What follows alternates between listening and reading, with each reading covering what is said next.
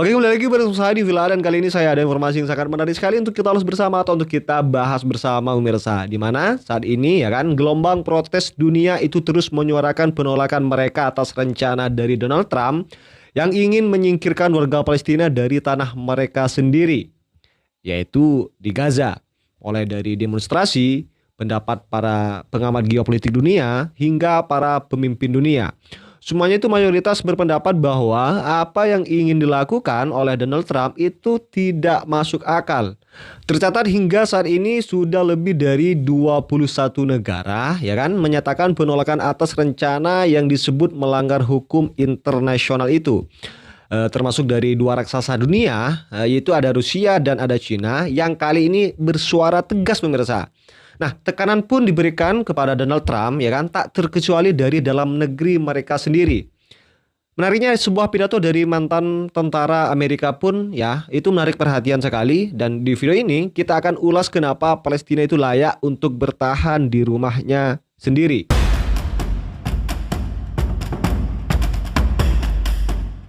Now, if you look at Gaza, there's hardly a building standing, and the ones that are going to collapse. You can't live in Gaza, right? The U.S. will take over the Gaza Strip, and we will do a job with it, too.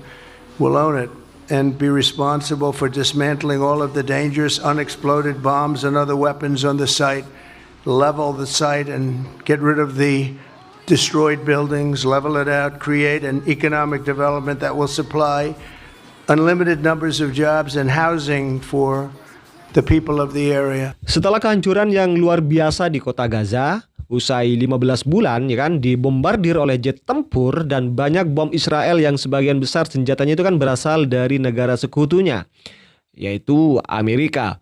Dan baru-baru ini saat gencatan senjata tengah dilakukan, di mana Donald Trump yang merupakan presiden Amerika itu mengeluarkan sebuah pernyataan kontroversial pemirsa.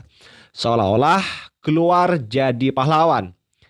Dia mengatakan bahwa Donald Trump ingin membangun ulang kota Gaza katanya. Tapi syaratnya warga Gaza itu harus pindah lebih dahulu dari wilayah tersebut ke negara lain. Nah, sebagai info, ada sekitar 2,3 juta jiwa yang berada di wilayah Gaza ya kan. Dan Trump itu menilai ini adalah tawaran bagus karena warga Gaza itu bisa hidup tanpa kekhawatiran. Nah, tapi kalau diingat-ingat pemirsa, ini mirip skenario saat pemerintahan Amerika ya. Pemerintah Amerika itu mengambil wilayah Amerika dari penduduk asli suku Indian. Nah, seperti di cuplikan video ini.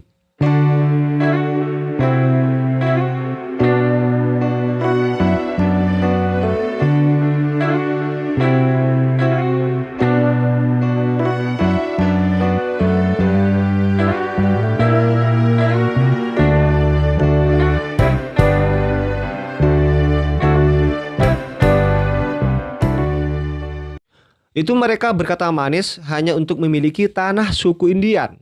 Dan pada akhirnya rencana kontroversial dari Donald Trump itu dan Netanyahu ya ini menuai kritik dan tekanan dari dunia yang tidak setuju.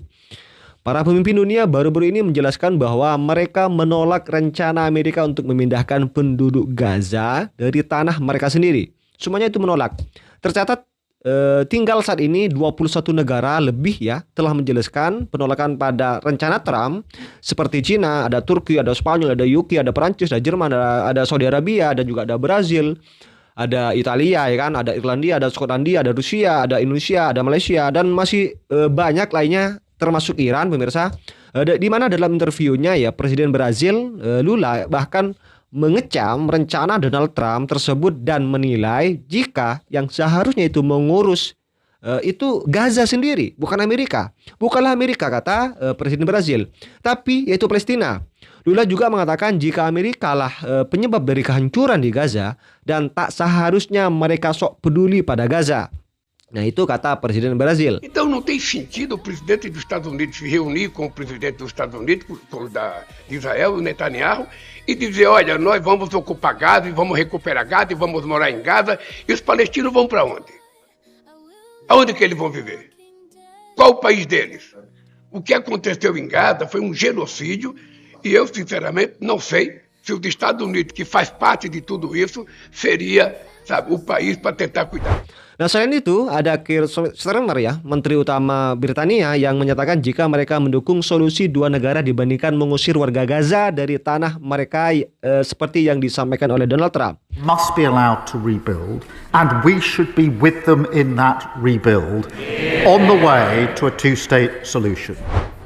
Ya, seperti apa komentar kalian pemirsa? Tulis di komentar, dan sekali lagi udah pemirsa jangan lupa tekan tombol subscribe-nya biar kalian juga tidak ketinggalan informasi-informasi terbaru dari channel ini. Mufil subscribe, dan salam demokrasi dan salam NKRI dan hidup Palestina.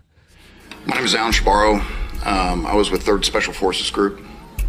I was with the Commanders in Extremis Force with B-23. I was a sniper, assaulter, and a breacher. I know war. What's going on in Palestine right now is not a war. It's not. It is the dehumanization, it's the genocide, it's the ethnic cleansing of a specific people to take their land. This is not war. These are people that are defending themselves. I see this constantly where people are just repeatedly dehumanizing these people. This is wrong. And there's nothing more American than speaking out against what's wrong. I can't tell you how many times I've seen horrible things, and this takes it to an entirely new level.